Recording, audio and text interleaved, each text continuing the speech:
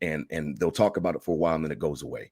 Think about how stupid racism is on the face of it, because one person was born with more pigment, more melanin in their skin. Now you have to treat them completely different. That makes no logical sense. It doesn't. And for a society to be built on that, whether you guys like to hear that or not, it was built on racism, and it's asinine. It truly is. It is.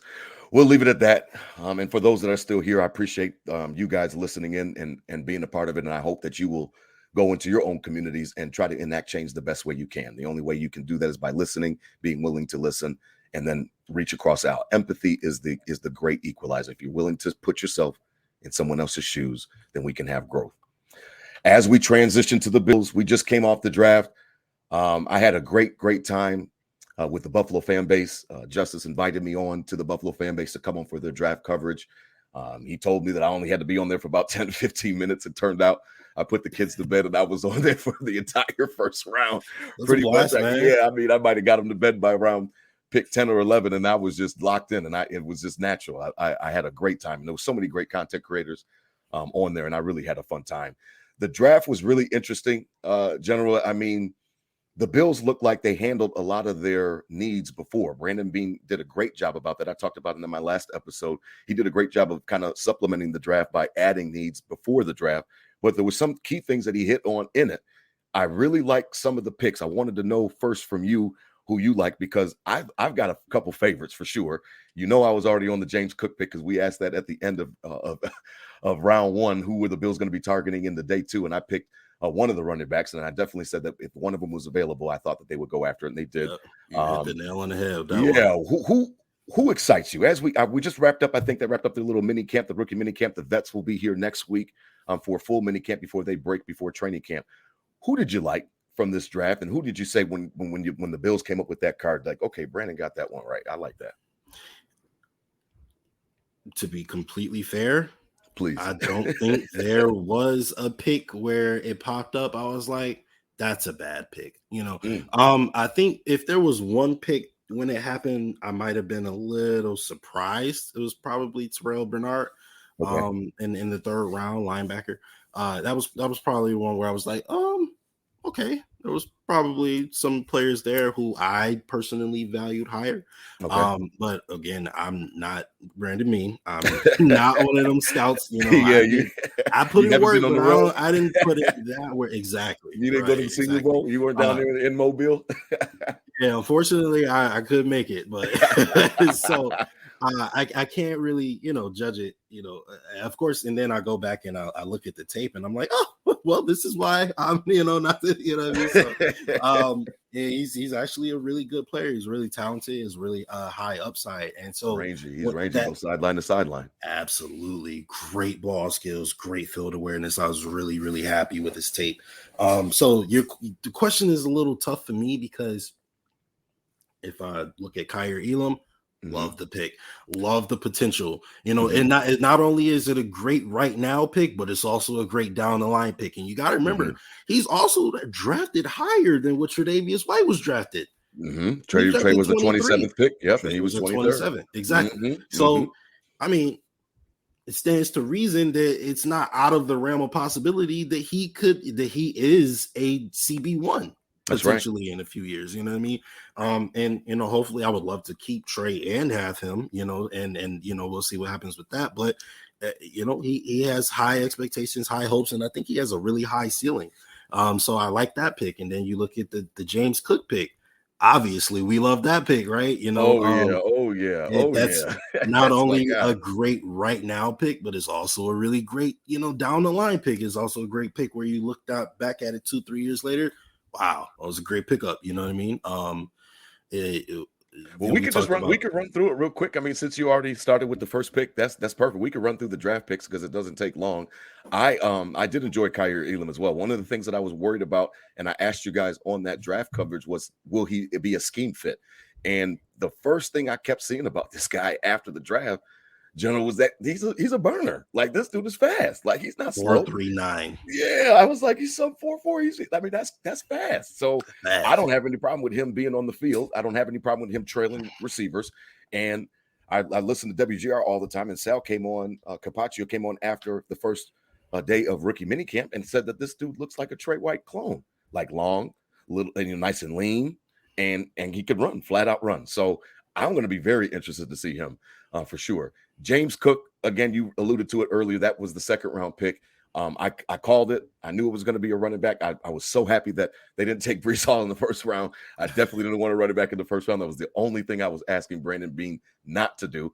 And he obliged. And James Cook, give me your thoughts on him, because I have a sneaky suspicion. I'll get to my favorite pick in a moment, but I have a sneaky suspicion that Cook is just what the doctor ordered for the offense, especially an offense with a new coordinator. And what I mean by that is that we want to make things easy on Ken Dorsey, because this is the first time he's ever done a job. I said it on the last podcast, just because you've never done something before doesn't mean you can't do it, but it also means that you haven't done it. So he's never called plays on a Sunday for an NFL team. This will be something new for him. I think James Cook can scheme up some things for him to make things easier on the play calling and help those first 15, 20 scripted plays that they come out with. What you think? Absolutely. You take a look at James Cook and you listen to all the pundits before you watch any film, right? All you hear is, well, he's Dalvin Cook's little brother, and he plays like it. You know what I mean? He plays just like Dalvin Cook. And you're like, well, Dalvin Cook may be the best, running back in the NFL, right? I like that. I like those. I like hearing that. I like those genetics. Absolutely, right? He out there with the dreads looking just like him. Like, he may be a little smaller in stature, but I mean, hey, he's a rookie. He'll get bigger, Not only that, but when you actually turn on the film, you're like, okay, I get it. I get it. And it's not even just his running ability, because, I mean, that's important, but that's not even what you look at, really, right? It's that receiving ability, right? It's because you have the most talented player in the world on your team, and you want to put the ball in his hands, right? That's right. So now if you have Stephon Diggs, if you have Gabriel Davis, Dawson Knox, OJ Howard, Khalil Shakir and Jamison Crowder, right? Preach. You got all these guys, either down the field, midfield, whatever. The defense has a ton of things to keep their eyes on. Everybody paying attention to James Cook coming out. You know what I'm saying? Like, James Cook making a guy miss, great receiving skills, great ball skills. He doesn't fumble at all, really. Not anymore. And so you look at that, and I look at it as more of an offensive weapon than I do a running back. Absolutely. And I think that's exciting. Exactly that's exciting. Yeah, that's exactly what the doctor ordered. I don't want to run the ball more. I will continue to stand on that mountain of throw the ball, pass on Madden. I never run the ball. And it seems like more coaches are understanding that. More OCs are understanding that the average pass play is worth way more than the average 3 yards in a cloud of dust that we were with Rex Ryan and those days of pound the rock, run the ball. You got to control the ball. You don't need to control the ball. You need to put points on the board. The game is about scoring points. And I really love the fact that Brandon Dable seemed to understand that. And I hope that Ken Dorsey subscribes to that same thing, because you want to let 17 shine. And I think James Cook can take a little bit off of his plate where he's not running the ball so much. And we've got some other plays, like I said, like you just talked about, out of the backfield, where a screen can turn into a 40-yard play just because he makes a couple defenders miss. So I'm really excited about that. We kind of touched on Terrell Bernard again. He was the number 89 pick, third round out of Baylor. Again, rangy, a little bit undersized. I talked about it in my podcast last week. He's a little bit undersized, but what you've watched more of his tape than I have. He's not a one-for-one replacement, is he, for Tremaine Edmonds? He's more of the outside type of guy, right? Yeah, no. He's definitely not a Tremaine Edmonds replacement. And nor would you want him to be. I don't think he should be. He's more like an AJ Klein replacement. Okay. In the sense that AJ Klein was kind of like that third linebacker that was one of those base sets.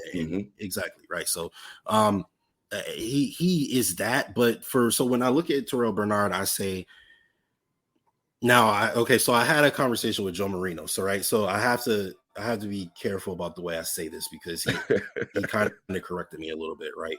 So Tremaine Edmonds is asked to do like a excuse me, he's asked to do like a crap ton of stuff on the football field, right? From the middle linebacker position, he's asked to call the plays, be the leader of the defense. Not only that, but run support, pass coverage, play recognition immediately, fill the gap, blah, blah. He's asked to do so much, right? Terrell Bernard wasn't quite asked to do that much in college, but what he was asked to do, he did very well, right? So because of what he was asked to do, it looks like he kind of has, to me, when I look at the film, it looks like he kind of has all the things he does, the things at a high level that Tremaine doesn't quite do at a high level, right? Now he's not nearly as good as Tremaine Edmonds. I'm not going to sit here and sell you a dream and tell you he is, right?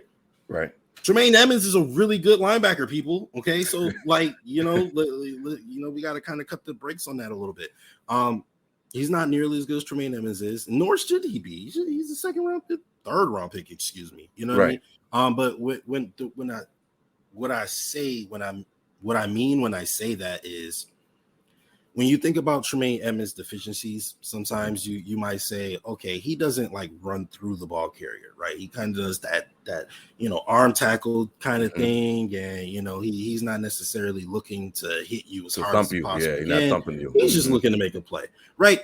Which I mean is fine in the grand scheme of things, but I want to see him smack some people around. You know what I mean? Terrell Bernard is not afraid of contact. That boy is going to spear you like he's running at you. You know what I mean? When you think about Tremaine Edmonds, sometimes, if you look at his tape, there'll be times where the ball is right in front of him and there's a play to be made, and maybe his awareness isn't quite there. He's a little slow and he doesn't quite get to the ball and he'll just miss it, right? And it's like, that's a missed opportunity. Tremaine, come on, you got to be better. Terrell Bernard is great field awareness. He has great ball skills. He's able, if he sees that ball, he breaks on it and he's going to go get it. And he creates a lot of turnovers that way. So he does that at a high level. Play recognition. Now, great. Tremaine Edmonds is pretty good with play recognition, but so is Terrell Bernard. And I think you think he can get on the field. It sounds like you think he can. Sure. Okay. For sure. I kind of had him pegged as special teams as a down the road replacement for Taiwan Jones, but you think he can do more than special teams? See, now there was a guy who was drafted a little later who I'm going to talk about, who I think is probably more of that speed. So for Bernard, he may be on special teams. I'm not going to sit here and tell you he's not going to be, but I feel like he probably will also get a lot of burn on the defense. And so he's going to push Tyrell Dotson, like that, guys like that. I can see, exactly. Right. He'll probably be in that third range. Linebacker bin. Awesome. And I think he has the ability to make some things happen, and I think being able to get the mentorship from Tremaine Edmonds and a Matt Milano, not to mention those safeties back there, I think that'll bode well for him, and I think that'll help him become a better player and be to the best of his potential for us. Okay, that's what's up. Now, round 4 is my favorite, and you see the smile on my face. You can't see it on the podcast, but I had a smile for this one. Listen, Khalil Shakir, Boise State. I looked up this brother's tape, and what I saw was a wide receiver. Let me explain that for those that have not watched this tape. This man catches the football. That's the number one thing. Michael Irvin always used to say, my job is to catch the ball. Chris Carter my job is to catch the ball. He does that really, really well. Some of his highlights are just amazing with the way his body is contorting, making sure that he's focused on the ball, coming down with catches. I was really impressed by the tape. I know that Boise State is not, it's not the biggest conference. It's not the most, craziest competition that he's going up against. This man catches the football. Now, I know he's just as big as Stephon Diggs. He's not a carbon copy of him in respects to route running, but he works hard at his route running. And again, I can't get away from the fact that it's with his hands. I don't see anything going into his body. He's not trying to trap the ball like you see some receivers do. He's not fighting the ball, like Zay Jones used to back in the beginning of his Bills career when he was really having the yips and he was almost fighting the football when he'll come to him. I would just be like, oh my gosh, man, like catch the ball, Zay. Like you don't have to be scared of it. Catch it. We are never gonna have that problem, I don't think, with Shakir. This man, he catches the ball, and I really, really loved it. It's underrated, and I know that, like, well, what do you mean, Crip? Like, he catches the ball? Like, no, he's a natural ball catcher. So what did you think of that pick? Because Khalil Shakir, by far, I cannot wait to see him on Sundays. Can't wait. Yeah, so that's what I mean. When people be like, "Oh, who's the sleeper? Who's the highest value?"